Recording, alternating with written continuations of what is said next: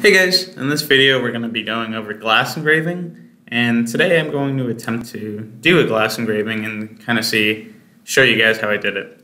To start off with, I'm not going to want to attempt to cut anything too intricate.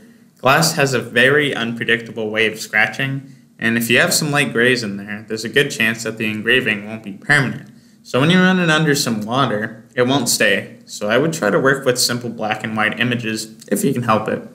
Although, be careful, if you're working with just black and white, your glass may have a tendency to crack if you're using too dark of a, let's say, black and the power is a little too high.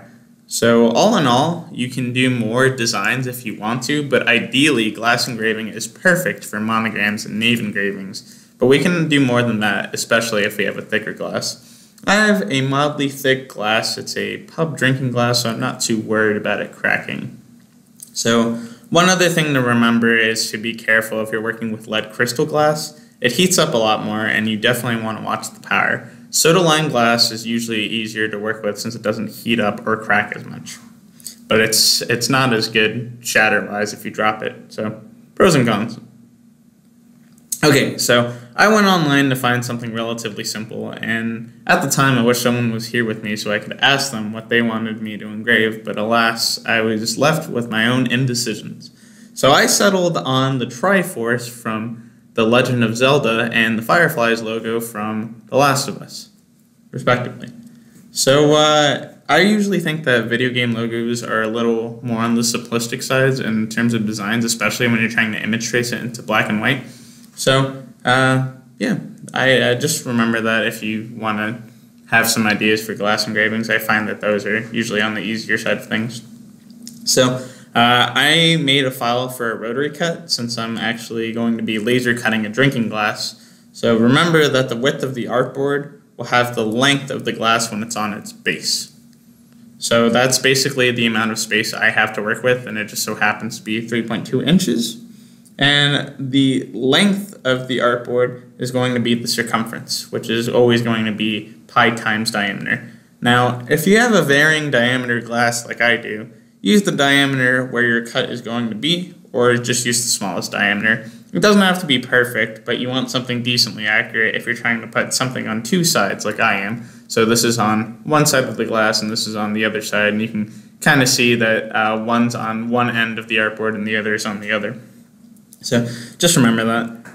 So here's how the end file will look. Remember that you want to rotate each image 270 degrees to get the image upright.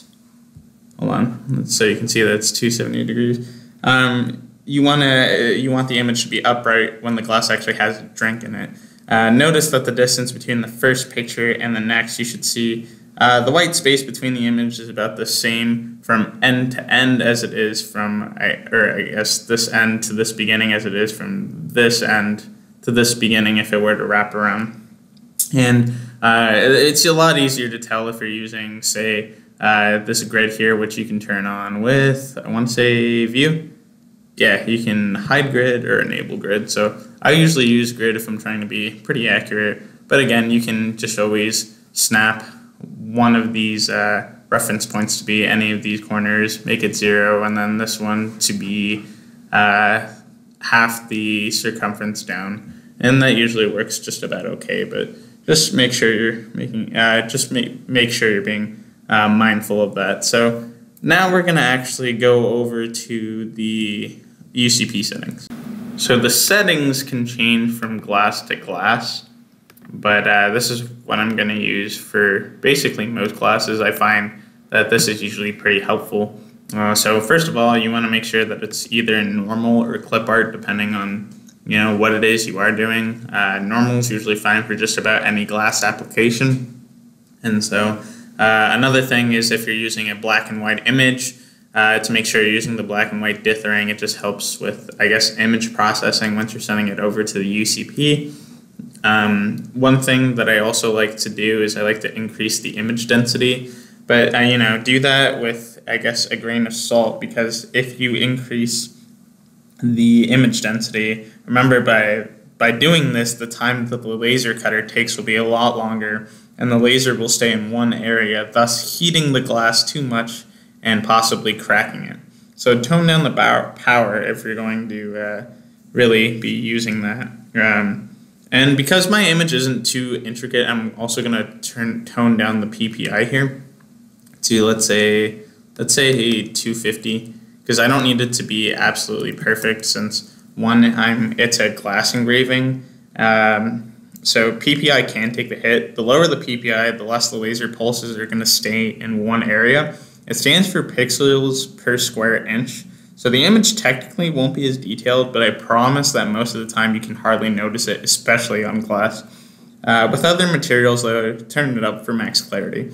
I find with these settings, most glasses should be okay if they aren't super thin lead crystal wine glasses, but just in case, always have more glasses to experiment on before you run the final test. You should always have multiple glasses just in case. So the last thing I'm going to change here is the power and speed. So I'll keep power at 100%, but I'll make speed over at 80. 70 and 70 works pretty well too. But, just always try with a bunch of different glasses. So I'll probably tone down the power too, just because I'm using a high image density. So I'll do 90, 79, and that should probably be fine. Okay, and then when you're ready, of course, hit apply to save all of these settings. And again, the only thing that I'm really changing here is the image density, the dithering, and the PPI. Everything else is usually about standard. So if you look over into materials too, they have the two types of glass, lead crystal and soda lime. And those settings usually are pretty okay as well. So if you don't want to use these settings, you can try those as well, and then change them as you need to. And then just send it over to the UCB.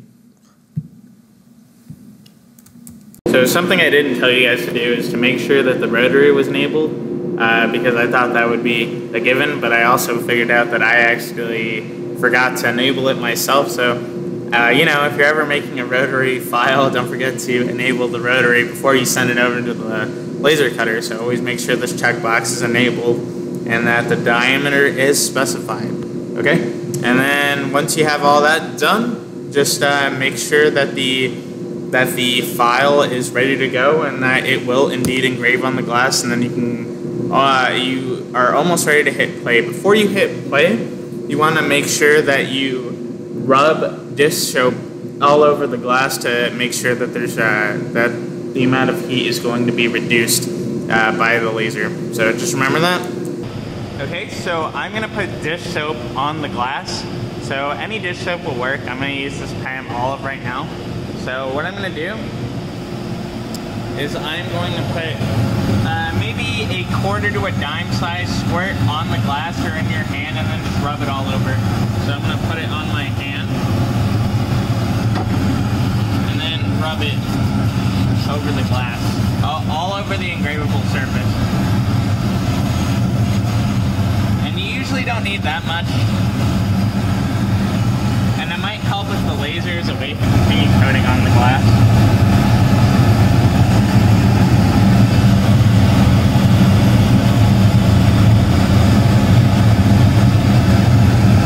That's how it looks, just about like that.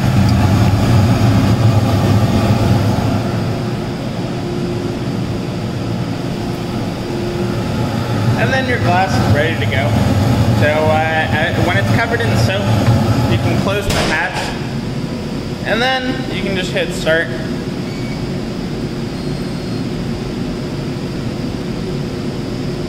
And then watch it engrave. So we'll check back on this glass in about the 20 minutes it takes to engrave. Okay, our glass just finished engraving, so now we're going to take it out and go wash it. So take it out. And now we're going to go ahead and wash it.